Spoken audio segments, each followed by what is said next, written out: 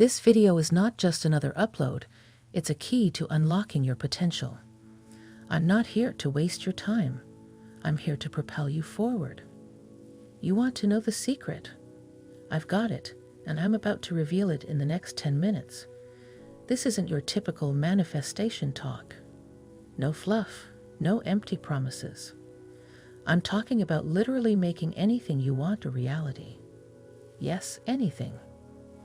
Get ready for what's coming next, because we're diving into 4 powerful tips and 2 very easy practical techniques to unleash the magic of the law of attraction in your life.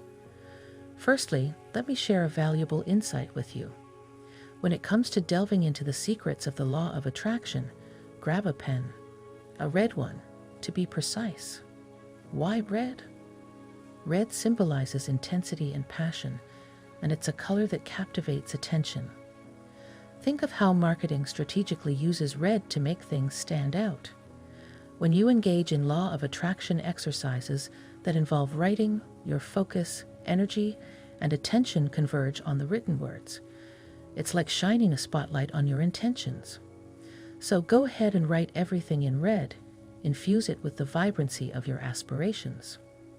But here's a little extra boost. Consider sprinkling a touch of cinnamon powder on your written words. Why? Cinnamon adds another layer of intensity, like a secret ingredient enhancing the flavor of your goals. After you've penned down your thoughts, sprinkle a bit of cinnamon powder and gently rub it onto the paper. This might sound unconventional, but trust me, it's like giving wings to your desires. I get it. These practices might seem a bit out there, like the secret rituals of the extraordinary. However, let's take a moment to appreciate the power of the subconscious mind. It's an expansive universe within us, explored by great minds, but never fully understood. We might not unravel all its mysteries, but one thing's for sure.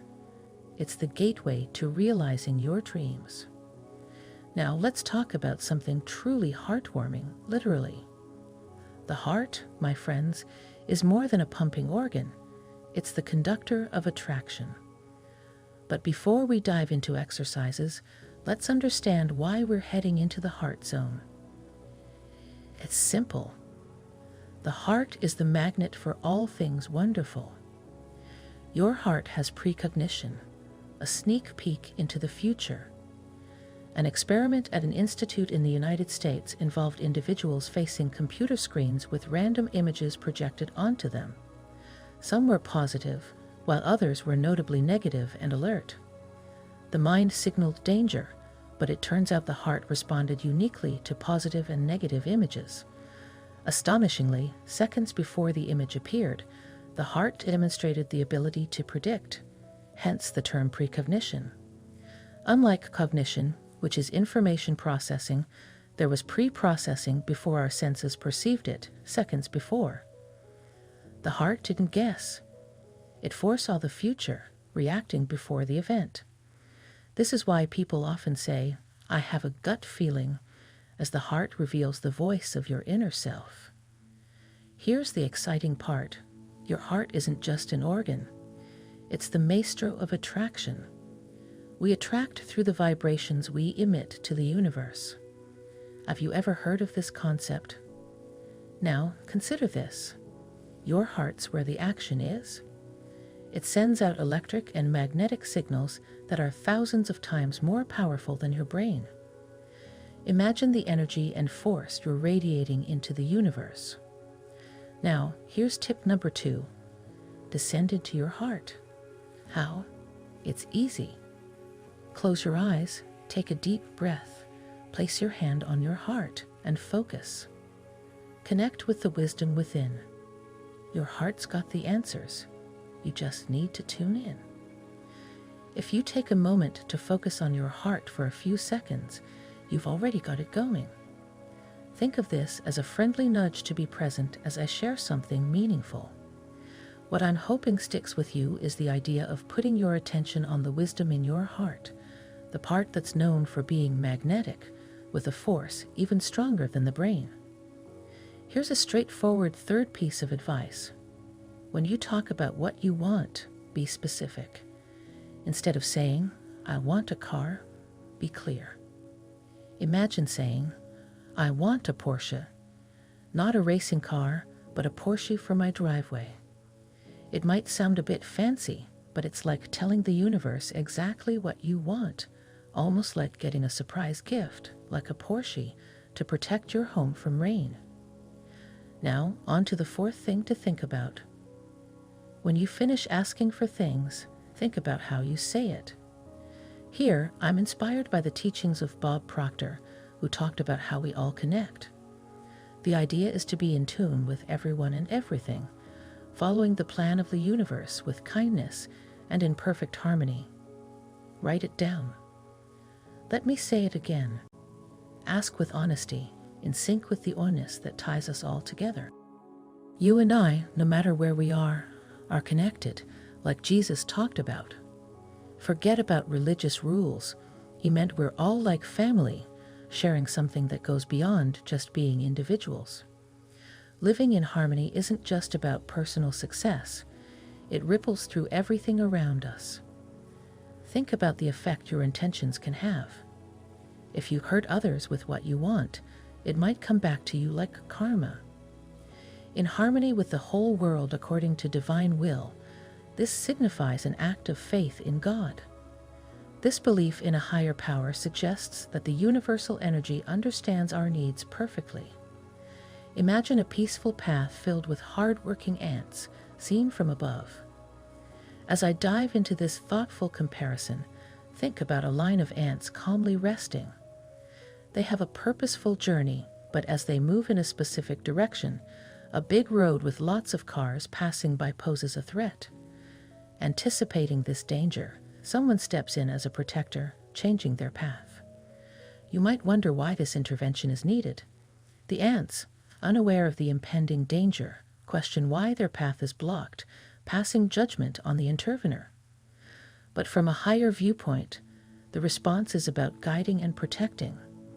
I am keeping you safe. When we seek to be in sync with the whole universe, it's about trusting that divine wisdom will guide us through the most suitable paths, even if they differ from what we personally want, a reflection of the biblical wisdom. My ways are not your ways, but trust. This trust expands as we seek grace and a touch of divine favor in every life event, each one perfectly orchestrated. The idea of perfection in seeking blessings teaches us a lesson. Imagine wanting an extra $5,000 and then unexpectedly having a traffic accident. While you get the money you want, the lasting consequences lead to reflection. This situation reminds us that when making requests, it's crucial to finish with an acknowledgement of divine orchestration, in tune with the whole world, according to divine will, under grace, and perfectly. Now let's get into the first method, known as a letter to the universe. I reiterate the importance of writing in red and concluding with a dash of cinnamon for added potency. Just as consuming cinnamon activates the digestive system, similarly, it enhances the effectiveness of your request. Write in red and employ the present tense in the letter to the universe. Express gratitude, recounting events as if they had already occurred. For instance, I am very grateful for the spectacular date with a special person, and we are looking forward to a second date. Or, I am very grateful for the approved bank loan, allowing me to pursue various endeavors. Or, I am elated and grateful for passing an exam, unlocking new possibilities. Or, I am very happy and grateful for the flourishing of my business, with a 10% increase in revenue in the last week. My clients are increasingly satisfied, choosing to engage with me every month or week, etc. This letter to the universe serves as a powerful manifestation tool. Let's talk about the second method inspired by Nikola Tesla, known as methods 3, 6, and 9. It's an interesting practice worth thinking about. Sorry for the odd number, but the key is doing something on purpose. First, saying what you want 3 times. For example, if you want to be healthier, just write, I have better health 3 times. Next, say 6 times what you want to happen. Like, I have better health, and now I have a lot of energy for sports and staying healthy every day. Now, do the same thing 9 times, thinking about what could happen with this new health. Imagine being more active, doing things like walking in the mountains or whatever makes you happy. Similarly, if you want more money, let's say $10,000, say that 6 times, and then the result 3 times. Like, I make $10,000 every month, and because of that, I'm doing things that make my life better. When you're done, do a simple but special thing. Put a bit of cinnamon on it and keep these thoughts in a special notebook. This way of doing things involves taking on every part of the process, changing into the person you want to be, doing what's needed, or getting what you need to achieve your goals. The universe shows me what's important for me to be, do, or have to reach my dreams. By ending things in this positive way, you break free from negative beliefs all at once. Remember, in the Bible it was said, according to your faith, it is given to you. And faith was described as the conviction of things not seen, the certainty of what is hoped for. So, what happens when you have that expectation of being alert to what the voice of your soul tells you through the universe? That attitude of expectation makes you focused on achieving that, and it makes you only attract and be attracted because attraction is bilateral. We attract and are attracted.